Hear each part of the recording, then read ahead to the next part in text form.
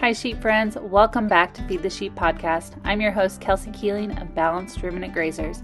I'm a Christian, wife, mother, and a sheep farmer. I call myself a lifelong learner, which is perfect for a podcast. So let's get to talking sheep. Hello, sheep friends. Welcome back to Feed the Sheep podcast. I'm your host, Kelsey Keeling. Very excited for you guys to be here. Today I'm doing a solo episode, so we'll see how this goes. Like I said in my last episode, still trying to roll out episodes. I want to make sure that we get one for you guys each week in 2025. But holidays and stuff, we're gonna get this in line. I'm already planning ahead for lambing season in May. We're gonna have all those episodes recorded and ready to go. So don't worry about that. They'll be coming out while I am busy in the background. So today's solo episode, I wanted to talk to you guys about social media and sheep farming. Now, I am not an expert on this at all, but I do have a little bit of experience with it. And I wanted to just do this episode also to talk about or like put on our channel, like, I don't know, a big deal for me that today are, what is today? I don't even know. January 13th, 2025, our YouTube channel finally got monetized. So, yeah, I needed to have that on the channel just as a big check mark for me that I did it after I think it's almost 4.5 years of working towards that. And I'll dive into that more later on in the episode. But yeah, I just wanted to talk to you guys about social media and like who should be using it, who shouldn't. Do you even want to dabble in it? So we'll dive on into all that. But first, I wanted to thank our sponsor for today's podcast, and that is C90 Salts. I'll be talking about that more later in the episode, but just shout out to them and thank you for sponsoring. So, social media for sheep farmers. Now, does everybody need social media to be a sheep farmer? No, definitely not. I was trying to think about, who should use social media, who shouldn't. A little bit of background on us. I have always had a creative, love for creativity. I was a visual art major at KU, and visual art is more like anything that you do with your hands. So I did a lot of like painting, sculpture, ceramics, different things like that. But I've always had the creativeness in the back of my head. And so when we moved back to the farm, I didn't really have it. I mean, I brought all my art stuff with me, but to make art like that is kind of like you have to have input money to do it and time. And I just didn't have either one of those to put towards doing art on the side. So it kind of went on the back burner. But that creative bone in my body like just kept being there. And so I I don't remember how.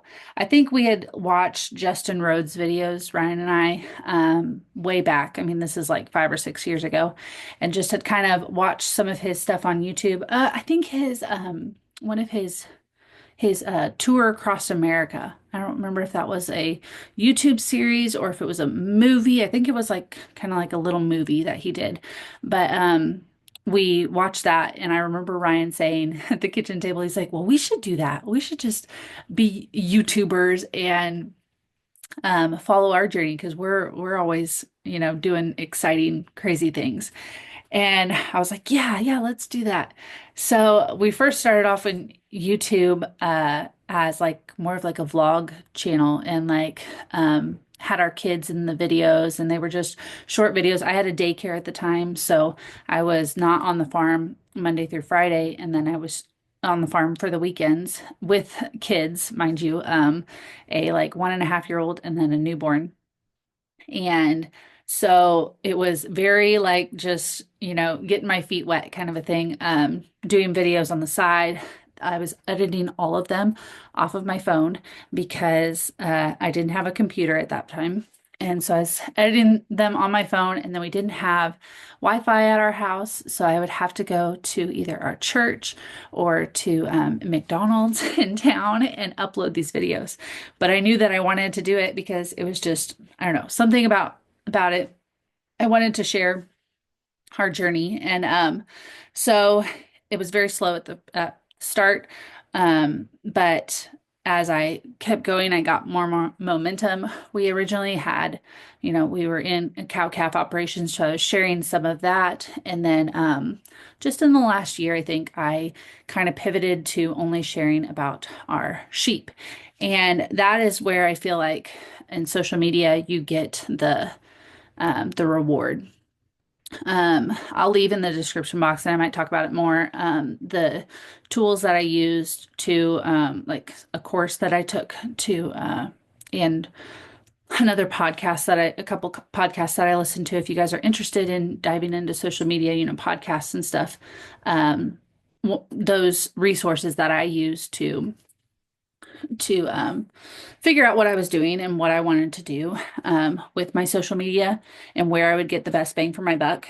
But yeah, it was a very slow start. And sorry, I said that when I finally dived into sheep exclusively and even more exclusively to just our Australian white breed up program, that's where I noticed that more people were interested. It was getting traction and stuff. So they always say, niching down is a good thing. And yeah, I've seen that. So niching down, but then after niching down, I feel like I could probably eventually go broader and explain more about our farm if I wanted to bring our family into it. I'm just going into YouTube. I didn't even, we'll go back to a broad spectrum of social media, I guess, since we're already on this rabbit hole of YouTube.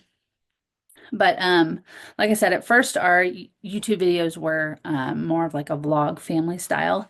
And after I did Instagram kind of and then YouTube, and after having our kids on the videos, I kind of got just, I don't know, Instagram was more uh where I got the weird vibe, but like people would like our pictures with our kids and like they were weird accounts, and I was like, I don't feel right like posting a picture of my child and then with a sheep or whatever cute picture it was, but having these weird people that I didn't know like those pictures. So I slowly kind of transitioned off of putting our kids on the videos and on Instagram, and then I I just did myself mostly, and then because I was the one that was doing most of it, and then Ryan will come in every once in a while. I need to work on him a little bit more. He has so many ideas of things that um, are good to share, but he doesn't have the confidence to be on camera all the time. He's really good at it. I was gonna have him do a his like second interview. I want to interview about him about total grazing. So that'll be coming up I don't know, eventually this year, whenever I can get him to sit down and do it. But yeah, if you guys haven't watched his first interview, kind of talking about our farm and how we are transitioning from cattle to sheep, I'll leave that in the notes below. Um, but yeah, he's really good at it. So I don't know. I think I can eventually get him on board with it, but I'll probably be the main focus because I'm more the creative one. And that's okay. I need to come to terms that even if he isn't in the videos all the time, which I have, it doesn't mean that he's not supporting it. So yeah, I was on Instagram. I don't feel like Instagram is the way to go if you're going to be on social media, especially as a sheep farmer. There's a big difference between short, short form content and then long form content. And if you think about Instagram or Facebook, Facebook is a whole nother thing. Maybe we'll talk about that. But Instagram is like a feed all the time. So people are just scrolling, scrolling, scrolling. And if they don't if they don't come across your video within all those ads, I just totally stopped Instagram. But if the algorithm doesn't push it, then push your video, then they don't see it most of the time.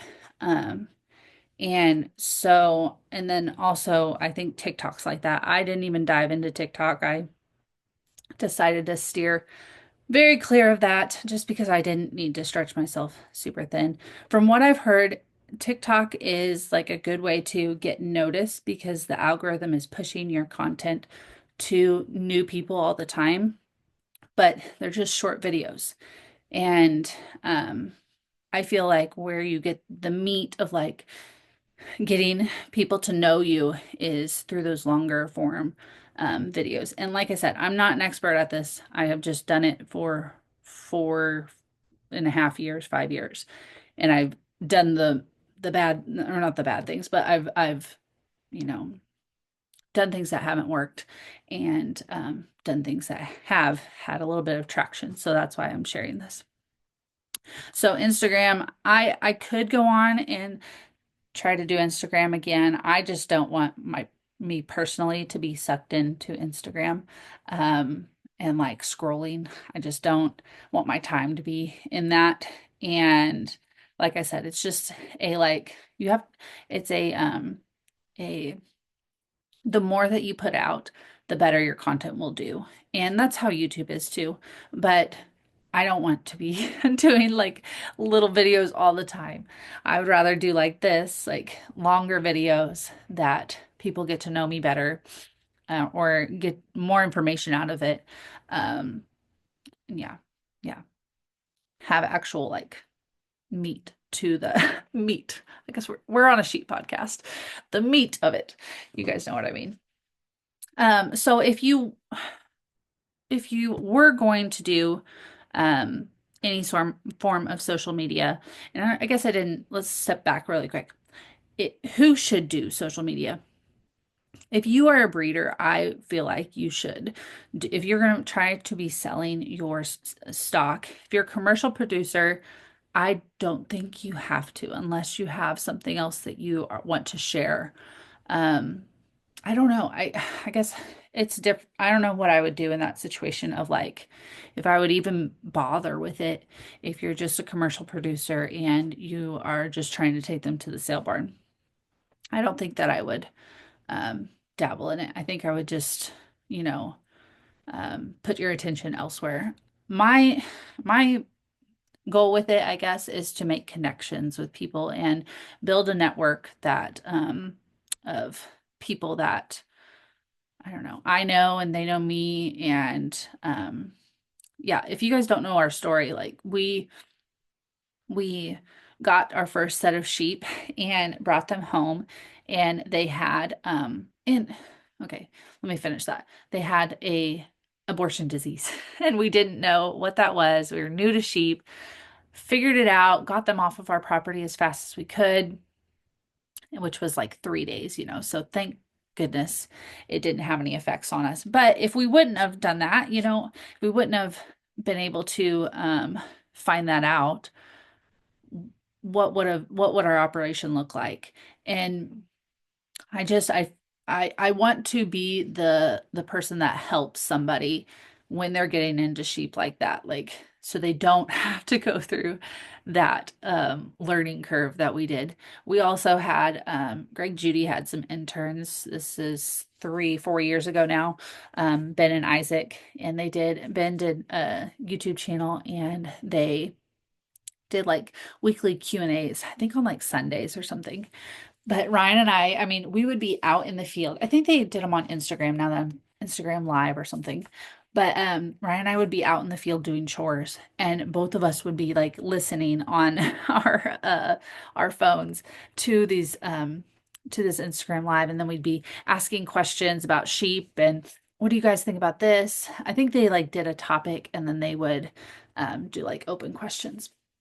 And that was the only way that we learned, because we didn't, I mean, we did have a couple people that we knew that had sheep, but when you're able to ask somebody questions you get a lot more out of it, and especially specific to your situation. So we didn't know what we were going to do with a livestock guardian dog, and so we ended up building that sheep shed that you guys have seen, and to put them up at night. And so we were asking the guys, like, well, what would that look like if we were to put them up at night but on pasture? And what do you guys think about that? And um, yeah, so it was just good to get their feedback and learn through somebody that had already had experience with Greg Judy's operation. So, but going back, breeders, I feel like they are, it's the way to go to share what you're doing. And that doesn't have to be through YouTube. You can do it through Instagram as well, but I'll explain why I think that YouTube and a website are the best way to go. But for breeders, what you're doing is you are introducing somebody to your farm prior to them knowing you. So, I mean, I do that all the time with my podcast. I will find a farmer on whatever Facebook or YouTube or something out. I'm like, oh, that looks kind of interesting what they're doing. And so then I'll go down a rabbit hole of their Facebook and I'll just look down it and like see different things that they've posted, whether that be lambing on pasture or, farmers markets, different things like that. And I'm like, oh yeah, like I wonder what they do with this. And how do they deal with that? That's my brain of the podcaster coming out in me. But if somebody was coming to your farm or they were thinking about buying sheep from you and they went onto your social media, whether that be a website or Facebook or something, and they wanted to make sure that I don't know, you lambed on pasture. Well, you showing a video of your lambing on pasture, even if it's just a short thing, um, would give them proof, or like they'd be able to see it with their eyes, like, okay, this is how they lamb out, and look how much of an area that these ewes have to lamb out on. And they, I don't know, you could, like, they're not going to know the whole picture, I guess is what I'm saying, but like they wouldn't, yeah, but they would still get enough to be like, okay, they lamb on pasture. Yes, I want to lamb on pasture as well with my sheep. Those sheep have already done it at their operation, then they're more likely to do it on my operation. So they'd be more willing to buy from you, if that makes sense. What I have also seen is building connections and relationships. Like I have the 3 sets of sheep that we've sold so far. Our Aussie White, we sold a few percentage ewe lambs to 2 different gentlemen last year, and they found me from social media.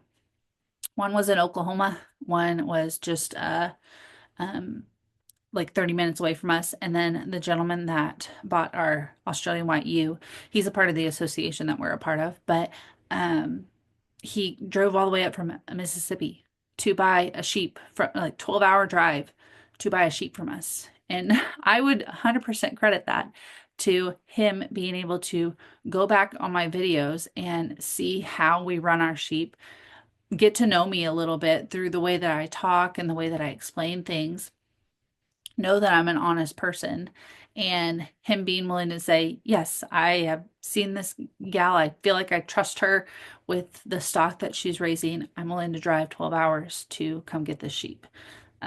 And like, that's just the start of it. Like, we haven't even really sold any animals yet, but that's why, like, truly why I'm doing social media is because, or for our farm reason, other than the podcast, is because you build those relationships with people, and I want people to like feel my honesty of how we're raising our sheep, know that even when there's a bad thing, I tell them about it, like that we had to worm selective ewes because we pulled them down too hard.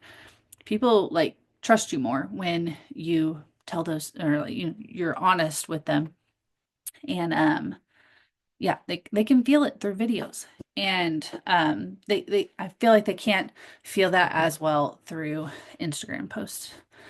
just like a picture. They can, but I just don't I just don't like Instagram very well at all. Let's go ahead and let me tell you guys about our sponsor for today's video, and that is C90 salts. So we have been working with C90 for a couple months now, and it was so great to go get our salt over at our local Tractor Supply. C90 has made it so easy for producers to get their products because they have it in 25-pound bags. So it's easy to handle, but also, I mean, we have 3 Tractor Supplies within a 50-mile radius of us. So when I put our first order in, they were like, okay, well, where do you want to go? And I was like, well, let's go to the one the closest to us, and it has a grocery store next to it. So I can get groceries for the family and I can pick up our salt. They do have, we went ahead and got a pallet's worth, and there is a discount for a pallet's worth. So you guys can go on to Tractor Supply and see that discount, or just give them a call, your store a call, and they can work that out with you guys. But yeah, we were in and out of picking up our salt within 10 minutes, which was amazing. All I did was go in and tell them what my name was and that I was there for salt. I had previously got an email just saying that it was ready, like come pick it up whenever. And so I went over, picked it up. You know, like I said, they told me where to go in the back, and we were in and out. Very, very easy. So they do what they have at Tractor Supply is their Essential Elements Premium Livestock Mineral Salt. And they come in 25-pound bags. And I wasn't sure about the 25-pound bags at first because, you know, we're used to cattle stuff and we're used to like large 50-pound bags. But let me tell you, these 25-pound bags have been so nice to just easily load onto our trailer to take them up to the sheep. And yeah, it just has made things a lot simpler. Not having to, like, you know, cattle stuff gets old eventually with all the heavy equipment that you have to have for cattle. So yeah, we're very excited to have our sheep on C90 salts. We have been top dressing it on our alfalfa pellets. That way that we know that they're getting a good consumption of it, in addition to just having our mineral out there as free choice. So we're very excited to have our sheep on something as high quality as C90, and just thank you to them again for sponsoring today's podcast.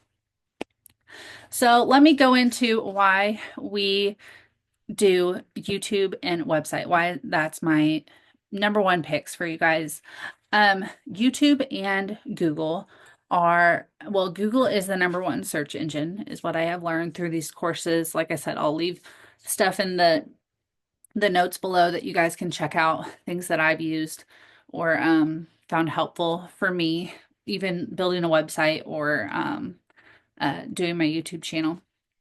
But YouTube is the first, and then, no, sorry, Google is the first, and then YouTube is actually owned by Google. So YouTube is the second largest search engine. So when somebody goes and they are like our Australian whites, if they're trying to figure out anything about Australian whites, what do people do? What would you do? You would go onto Google and you would type in Australian white sheep. Now, first would probably be Tati Keel's stuff would come up, and it would have all of his information. I would assume that it would have some of his videos on YouTube on the first page. Let's just do that, actually. I would assume it's going to have the some of his videos talking about how the sheep melt, or the meat melting point. Australian white sheep. Okay. So there's a Wikipedia. There actually isn't that much. Australian White Sheep, oh, sheepsociety.org. That is in Australia. And then Tati Keel, Majestic Sheep Breeders. I don't know what that is. Maybe that's in Australia. Yeah, I think it is. AustralianWhites.com.au. there you go. Okay, January 31st, 2024. Where to get an Australian white ram. Ooh, I forgot I made that video. But yeah, so one of my videos came up here. What does it look like here? Let me see. So it has the title of my video, has the date, and then I hashtagged underneath of it Australian white sheep, Australian white embryo transfer, and hashtag hair sheep. That's in the description box. So YouTube and Google are reading what I put, not just what I put in the description box of those videos, but the title of those videos, and then also um, what I say and what goes on in the video. It's crazy. If you get into SEO stuff, it's wild. I'll just give you the basics of it today because I'm still learning all of it. But essentially what you want to do is you want to feed the algorithm or or Google, feed it and tell it this is what I'm known for. So you want to put out content that is specific. Like I said, when I dove into just sheep, I kept feeding YouTube. I'm about sheep. I'm about sheep. I'm about Australian white sheep. I'm about Australian white hair sheep. I'm about embryo transfers with hair sheep. And that tells YouTube and that tells Google that that's what you're known for. And that's where when somebody types in hair sheep or embryo transfer hair sheep, they're going to, depending on the ranking of you in Google search, they're going to push your stuff to it. Like I'm sure if I went through and looked on the second, third, fourth, I don't know if you guys remember that actually they actually have that. I always forget, back in the day when Google first happened, you would go to the second, third, fourth page. Now, do any of us do that anymore? Do any of us go through any other pages than just the first one? See, so here on the second page, it has more about, there's AAWSBA's website, the association that we're a part of. Then it has a couple breeders um, in Australia, the shepherdess, her video on Australian whites. Yeah, and it would go on. But I guess they just haven't ranked those high enough. Like people haven't clicked on them enough and found enough information in those on the second and third page. That's why they're not on the first page. So yeah, if I were going to go back and do some kind of social media for our sheep operation, and I wanted it to be bare bones basic, not try to get monetized on YouTube, what would I do? I would start out with a website that just had your basic information on it about your farm. I'm touchy on if you want to put your address on there. I'm a big proponent though that you need to put your phone number on there. Ryan has pushed me to, I don't like talking on the phone a lot, but I've gotten better about it because you can tell a lot about a person with talking on the phone and just the vibe that they give on the phone. And so versus email, if that makes sense. So you don't have to put your address, at least put the region, town that you're in, and then your phone number and email. And then put stuff about your sheep. What are you guys basics, like you rotationally graze. This type of website that I'm talking to you about would be for if you are a sheep breeder. You want to put on your website what you're doing. So if you're selling lamb cuts, you want to put on your website about selling lamb cuts. That's going to be your number one thing. If you sell lamb cuts, but then you also sell a little bit of breeding stock, don't talk on your website about your breeding stock and your practices of whatever it is, rotational grazing or something like that. You want to have it more towards your customer that is there for the meat of your sheep. Charlotte Smith, I don't remember what her podcast name is. I'll leave it in the notes below. Profitable. Oh gosh, I should know this. She is who I've learned a lot of stuff on website design for your Okay. I'll just leave it in the description box. Um, for your website for what you're doing. She has a whole course on it. Or she did, that I purchased. I don't know if she sells it individually now, but she does have like little webinar things all the time that you guys could watch. So I'll leave her stuff in the notes. Um, but yeah, like I said, you want to feed the algorithm just things that tell it that and you want to feed your audience. We're lambing this year. Excited to lamb on pasture. Uh, and then, show pictures of the lambs on pasture and show how I don't know, ear tag if you want.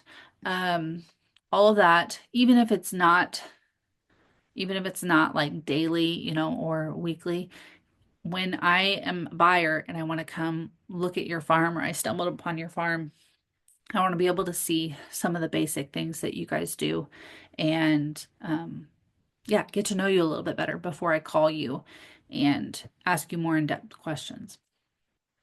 So I hope that that covers most of it. I guess, if I were to do it over again too, I would do YouTube just because YouTube has the search engine part. I wouldn't do it like I'm doing, like try to do a podcast and do a YouTube videos. I would probably stick to just one YouTube video a week, if that, and just show your farm and then post that onto your website in some form of like, on a page. This is how we lambed out this year, whatever it is. Um, because both of those are going to be helping you.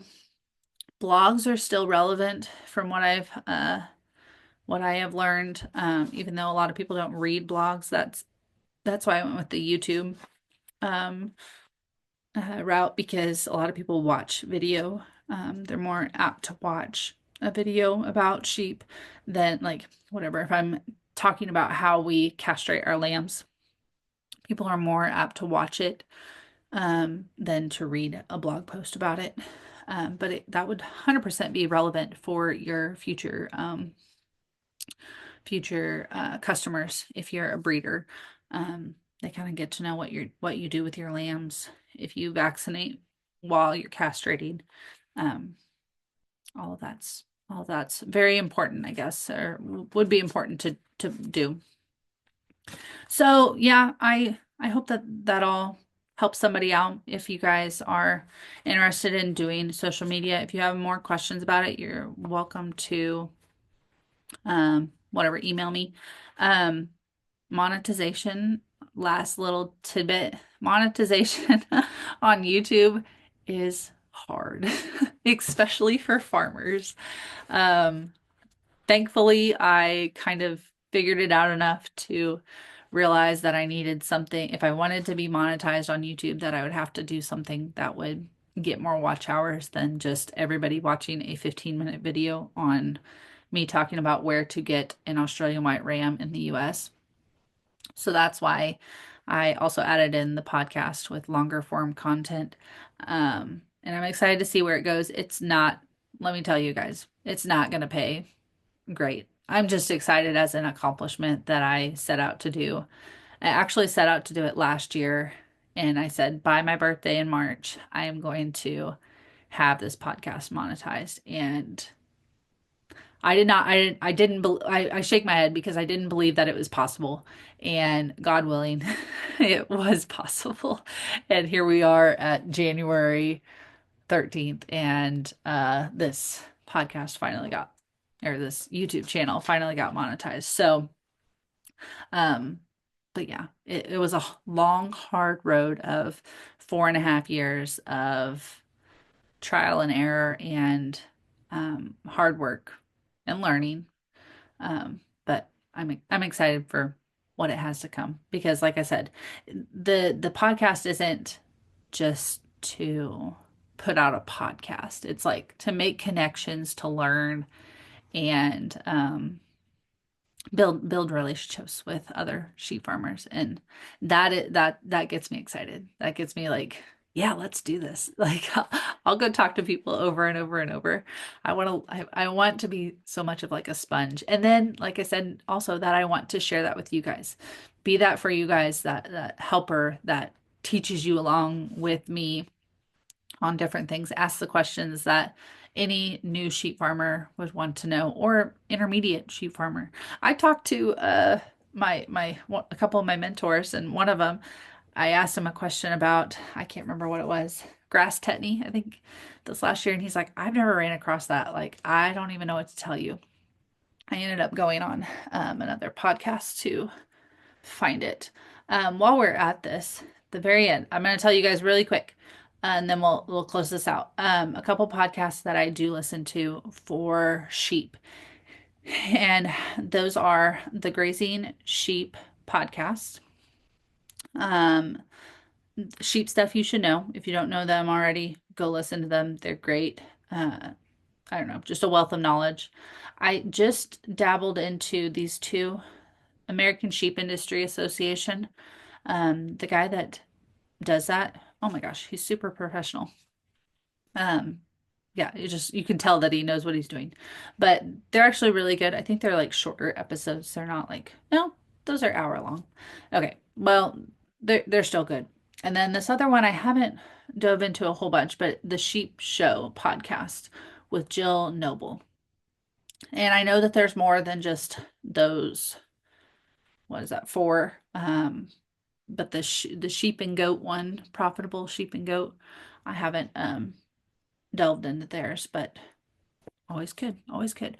I do want to bring you guys some episodes. I don't know how it's gonna go, but sheep rules is this thing that's playing around in the back of my head. So if you guys have made it this far and you would be interested in this, put it in the comments or email me. But I thought of this idea of doing like little episodes of sheep rules, and rules, rules. So like, because I always tell Ryan, I'm like, you can't play with cattle rules. Like we can't, I feel like I'm saying that wrong. You can't expect sheep to stay in a single high tensile wire, so we're playing with sheep rules now. Like we're going with the sheep rules. What do we need to do for the sheep that, they'll respect, we can run a profitable sheep operation with these rules. And I have just found some different, like, things that I feel like are sheep rules that people need to know. And so I thought maybe I could do like little episodes of sheep rules for people that would just be little snippets of great information of like, hey, you got to do this because this is how you become a profitable sheep farmer. So if you guys would be interested in that, be sure to leave a comment. I would really appreciate it. But I will sign off here. Thank you so much if you guys are listening on whatever, listening on Apple Podcasts or wherever you listen to podcasts. And then thank you so much to everybody that has watched YouTube videos. It means a lot to me. And just excited for the future of this podcast. And yeah. Yeah, make sure you're on the email list. And yeah, we'll leave it at that. And we'll see you guys next week with another awesome interview with a sheep farmer. So